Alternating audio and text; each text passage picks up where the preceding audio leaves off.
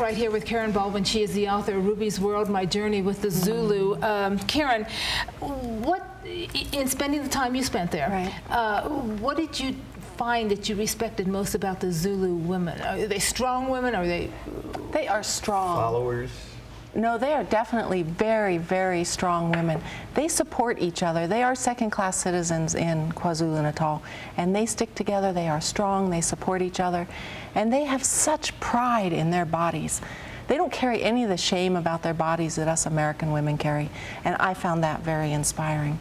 They were always telling me they were going to fatten me up, you know, that I was too skinny and wore my clothes too baggy. So they're incredible women.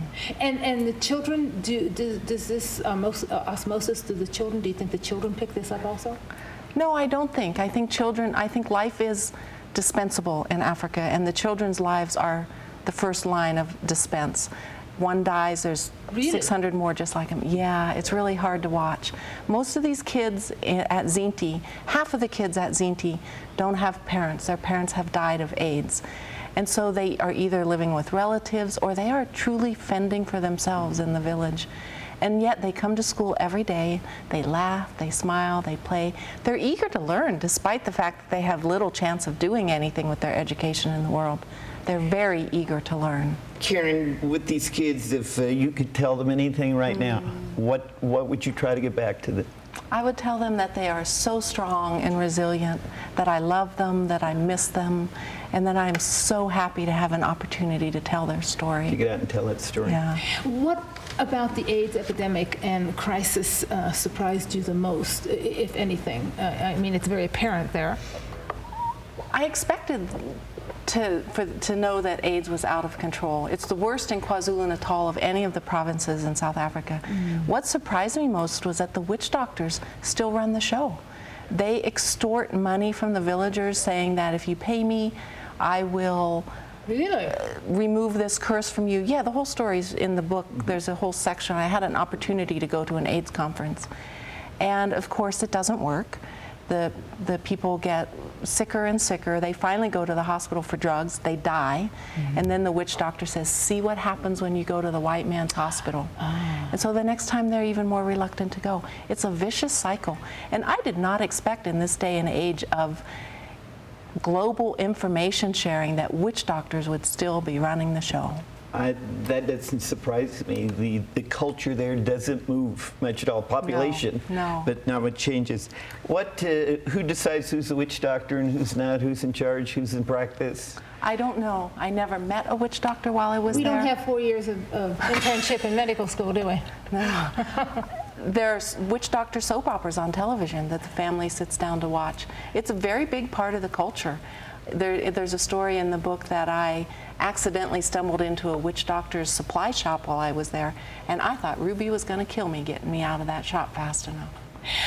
In talking about the witch doctors and obviously the AIDS epidemic and situation, do you think any of your views which differed in that way was part of things going south?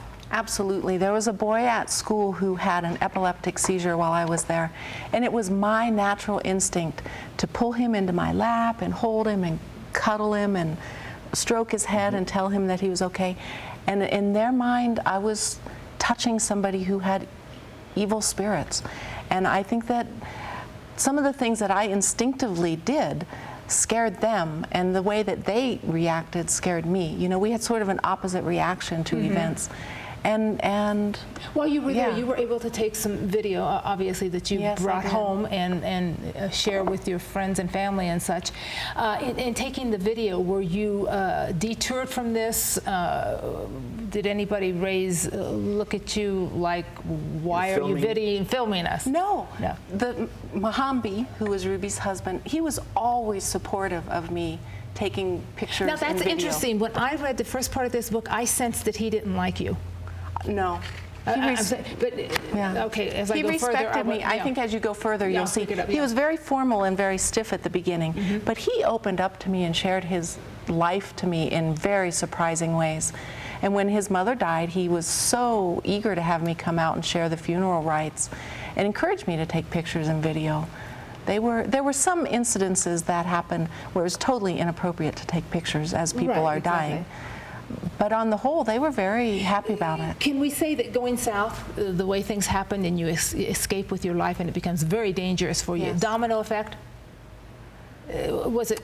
I think so, and I think the last Domino? I think the last domino, the straw that broke the back, was lightning struck the school about 2 days before they turned on me. Lightning struck the school and welded the lock shut on the gate.